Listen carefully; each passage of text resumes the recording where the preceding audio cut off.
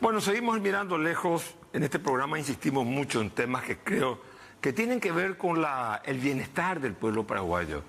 Y reconozcamos, el país, el Estado paraguayo, es un problema estructural. La clase política paraguaya, la clase dirigencial paraguaya, tiene todavía una deuda en salud pública con el pueblo paraguayo. La salud en el Paraguay no está garantizada. Hay que crear un sistema de salud. Eso incluye el Ministerio de Salud Pública, incluye el IPS, incluye las universidades, incluye a las empresas prepagas, incluye también a la industria farmacéutica. Quiero hablar con Luis Ávila, director de Cifarma, conocedor de los problemas financieros en el área de la salud y aparte de ello también un conocedor de la necesidad de por qué la industria farmacéutica es una industria estratégica. Luis, buenas noches, ¿cómo estás? Buenas noches, Carlos, gracias por la invitación, gracias por las consideraciones y contento de poder compartir contigo y con la audiencia una realidad que ya, como bien dijiste, venimos hablando hace varios años y bueno, lo que hoy estamos viviendo es consecuencia de muchas cosas que se han hecho en el pasado y que estamos en el momento de querer corregirlas.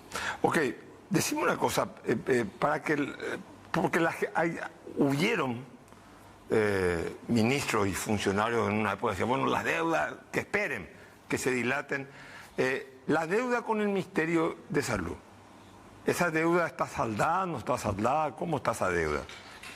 Estamos hablando con las farmacéuticas. Con las farmacéuticas, sí. Con la industria. En realidad estamos trabajando en conjunto, las farmacéuticas, los importadores, todos estamos trabajando hace bastante tiempo en conjunto. Hemos encontrado en el ministro Fernández Valdovinos una apertura para poder transparentar de una buena vez lo que realmente es la deuda, porque en ejercicios anteriores se consideraba la deuda solamente lo que estaba listo para pagar, lo obligado, pero detrás venía todo lo que los diferentes entes, institutos, Ministerio de Salud Pública, etcétera, ya habían recibido, ya habían utilizado, pero no había completado el proceso de pago. Entonces, era una deuda que se colocaba, como bien dijo el ministro Fernández Valdovino en un momento, dijo, se colocaba bajo la alfombra para que no se vea y para que el déficit no explote. Realmente han hecho una gestión muy buena, nos consta que estuvieron trabajando denodadamente y tenemos una promesa de pago que hoy tuvimos una reunión justamente en el Ministerio de Hacienda donde nos confirmaron que los bonos se van a emitir en el mes de diciembre, se van a negociar en enero y en febrero se va a tener la disponibilidad de 270 millones de dólares para pagar casi el 80%, te diría, de la deuda de salud pública. Del Ministerio de Salud Pública. Ministerio de Salud. Te quiero hacer una pregunta, porque mucha gente dice, bueno, no, al final hay muchas cosas oscuras. El atraso en el pago de la deuda por parte del Estado incrementa el costo financiero, perjudica a la industria o le trae algún beneficio para decir, bueno, nos conviene que nos paguen tarde porque cobramos intereses compensatorios, por ejemplo. La industria farmacéutica, a diferencia de las vialeras, no cobra intereses por atraso.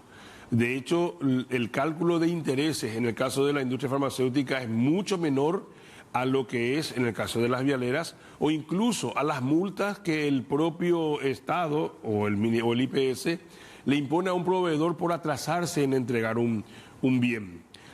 Por lo cual, de hecho, en algún momento hemos facturado los intereses por los atrasos, pero como no está contemplado en el presupuesto de ese ejercicio, debe pasar al siguiente. Conclusión, nunca hemos cobrado, entonces dejamos de facturar.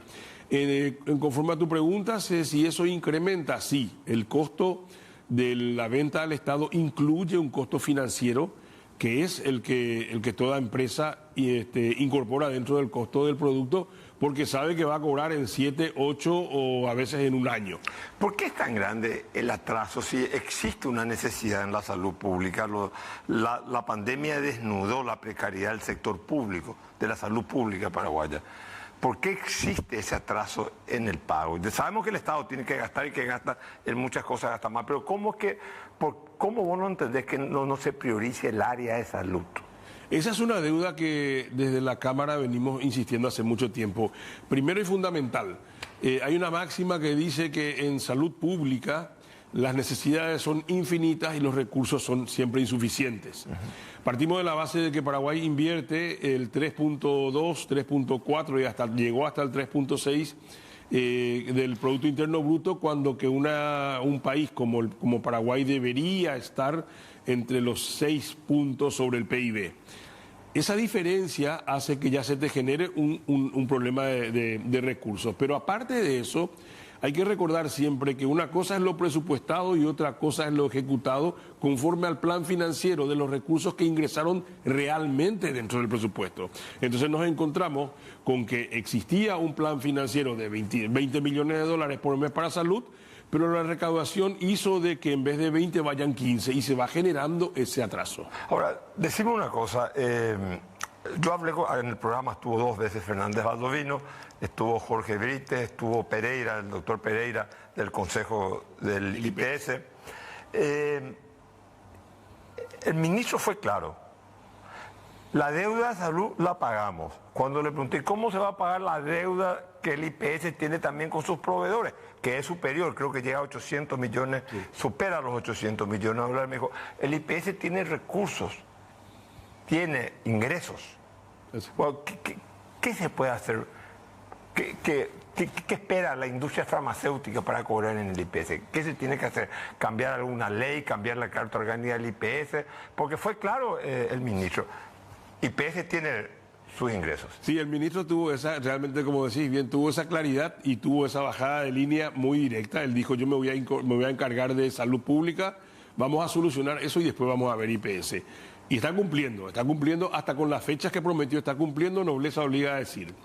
IPS realmente, nosotros desde la industria farmacéutica hemos presentado una serie de puntos, 8 en total, que consideramos que son fundamentales para sacar a flote el IPS. Hay que recordar que, por hacer un poco de historia, hace 10, 12, 15 años, el diagnóstico de un asegurado del IPS pasaba por un análisis, por una rutina, por una placa radiográfica y hasta ahí. La medicina avanzó tanto que hoy tenés resonancia, tomógrafo, tenés PET scan, o sea, y la medicina avanzó. A ver, me está diciendo que hoy, pero mucha gente se va a IPS y dice, en 6 meses te haces esto. O sea, digamos, se supone, eso en teoría que hay mayor cobertura, pero cuando pedís cita dice que te mandan a 3 meses.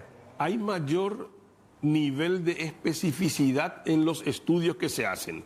Ahora, que te den turno para dentro de 2 o 3 semanas, eso sí es complicado por el nivel. Hay que recordar, Carlos Mateo, de que el IPS en los últimos 5 años duplicó la cantidad de beneficiarios. Porque una cosa es el cotizante y otra cosa son los parientes que se benefician. Entonces, con una misma estructura, en 5 años, habiéndose duplicado, es lógico que se va a generar estos atrasos en las prestaciones que van. Pero ahí hacemos una observación. ¿Vos sabías que el 4% de los asegurados consume el 50% de los recursos del IPS, que son las enfermedades catastróficas? El IPS te cubre todo. O sea, yo hoy, si estoy asegurado al IPS y estoy aportando por el sueldo mínimo, es decir, al fondo de salud, hecha la repartición, se le van 130.000 guaraníes, el IPS me tiene que cubrir toda la medicación oncológica, que hoy una medicación de última generación está por encima de los 12.000 dólares por mes. Eso es alarmante, porque tenemos que ver la forma de que los asegurados sigan teniendo la cobertura, sigan teniendo la medicación, pero sin poner en riesgo lo que ya pasó en otros países, que la caja empieza a tambalearse porque lo que ingresa no soporta los egresos. El Fondo de Salud tiene en los últimos 7 años un déficit entre lo que recibe y lo que da. Acumulado son 480 millones de dólares de déficit. Ahora, a ver, escuché por ahí, se rumorea un proyecto de ley de que el IPS deje de transferir dinero al combate contra el paludismo, CENEPA, sí, y también a lo que era la CNPP, al Ministerio de Trabajo. Sí. Creo que son un par de millones de dólares anuales. Sí. ¿Eso se puede implementar, no se va a implementar? ¿Qué predisposición estás viendo vos en la dirigencia del IPS? La lógica de una administración, cualquiera sea, hasta domiciliaria te diré, pasa porque yo no puedo dar lo que no tengo. IPS en este momento no tiene para poder pagar a sus proveedores para cumplir sus compromisos. Sin embargo, por ley tiene que destinar 2,5% de todos sus recursos a estas dos instituciones que mencionaste, que suman la friolera de $100 millones por año. El equipo que está trabajando ahora en IPS, que celebro que haya estado contigo el doctor Brites, que el doctor Carlos Pereira, gente que realmente está tratando de reordenar la casa, una de las medidas que planteó fue la suspensión temporal de esas transferencias y utilizar esos $100 millones para poder cumplir. Son 100 millones al año. 100 millones de dólares al año son, Carlos. Es mucho dinero. Entonces, medidas como estas que puedan de alguna manera contribuir a tratar de emparejar un poco la situación y después vemos, o sea, si vuelve esa transferencia, si tenemos otros mecanismos, pero no tiene mucha lógica que un ente que está perdiendo mucho dinero, perdiendo en el sentido de que no puede cumplir sus compromisos. Tiene más egresos que ingresos. Tiene más egresos. Hay que recordar que siempre se dice, ¿no? IPS tiene dos hermanos, el hermano rico que es jubilación y el hermano pobre que es salud. Ahora bien, hay un reclamo y una protesta. ¿Qué otras reformas te parecen? Porque también IPS se proyecta la imagen de haber sido un bastión de la corrupción. Mira, nosotros desde la industria celebramos que el doctor Carlos Morínigo haya tenido la valentía de salir a anunciar de que el Instituto de Previsión Social va a tener una línea de trabajo, por ejemplo, en los biosimilares. Explica eso, porque ¿qué quiere decir eso? A ver, las terapias más costosas, las oncológicas, tienen dos líneas. Uno, el desarrollador, que es la droga original, y dos, es cuando va a caer la patente, se hace un producto biosimilar, o sea que es similar al original. Y eso se hace con pruebas que se hacen en los Estados Unidos, en la Autoridad Económica, en la Comunidad Europea, en Brasil. O sea, todos los países que tienen regulación OPS exigen estudios de comparabilidad que te digan, ok, este producto biosimilar es igual al original. Y la pregunta es, ¿la industria paraguaya está capacitada para hacer eso? La industria paraguaya comenzó ese camino en el año 2012 con una primera empresa que entró en el camino de la biotecnología y una segunda que empezó en el 2017. Tenemos dos empresas ya que están trabajando y una tercera que acaba de inaugurarse en estos días y que también está iniciando ese camino. A ver, ¿cuál es la experiencia de todos los países? Que es imposible sostener, dependiendo de los altos costos de estas medicaciones, sino que necesitamos hacer una reducción con la industria local. ¿Eso es posible? Sí es posible, ya se está haciendo. Pero por sobre todas las cosas, garantizarle al paciente de que, dada la prueba que se hizo, los estudios clínicos que se hicieron, el producto es exactamente igual. Y tiene la misma eficacia y tiene la misma... O sea, tenemos que salir del cuco de que no, que este medicamento no es lo mismo que el otro, porque está comprobado de que es lo mismo. Entonces... ¿Hay tecnología acá para apuntalar ese proceso en la industria local? Mira, estas dos empresas que te mencioné hicieron inversiones propias porque no existe un incentivo a la industria farmacéutica local de más de $20 millones entre ambas para poder tener plantas dedicadas exclusivamente a este tipo de productos y todo lo que conlleva la batería de análisis para esta medicación. En la Argentina acaba de ganar un presidente que al principio se presentaba como muy radical, como muy, digamos, una visión economicista, no solamente del mercado, sino de las relaciones sociales. Un poco, cada uno tenía que salvarse con su esfuerzo y el Estado, de alguna manera, retraerse de toda su intervención también en las áreas sociales. Sin embargo, tenemos en Brasil otro modelo. Tenemos un modelo en Brasil que busca una suerte de sinergia, de relación complementaria entre el sector público y la industria para, digamos, lograr lo que le podríamos llamar la soberanía sanitaria. ¿Qué pensás de eso? ¿Cuál de los modelos pensás que hay que aplicar? Para hacer un poco de historia, a mí me gusta siempre graficar, ¿no? La gente que es un poco mayor recordará que en un momento Paraguay llegó a tener la mejor esencia de Petit Gras del mundo. Después llegamos a ser el primer país en tener la stevia. La stevia es original de Paraguay.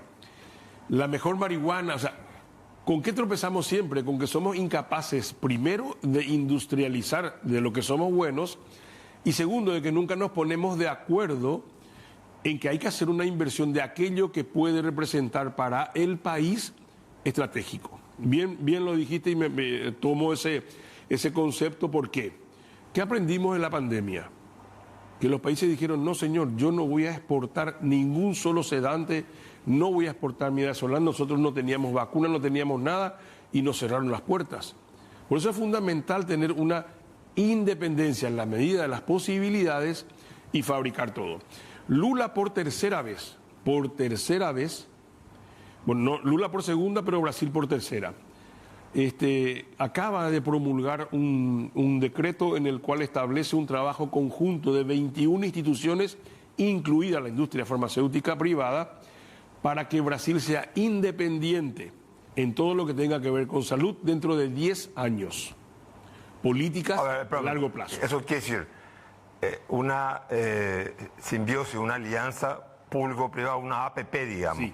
para desarrollar la industria brasileña de medicamentos y de otros derivados de la medicina. Brasil ya lo hizo. Cuando explotó el tema del VIH, del SIDA, Brasil, que fue uno de los países más afectados, dijo en ese momento, señores del mundo, Brasil necesita medicamentos. ¿Quieren vender? Vengan e instálense acá.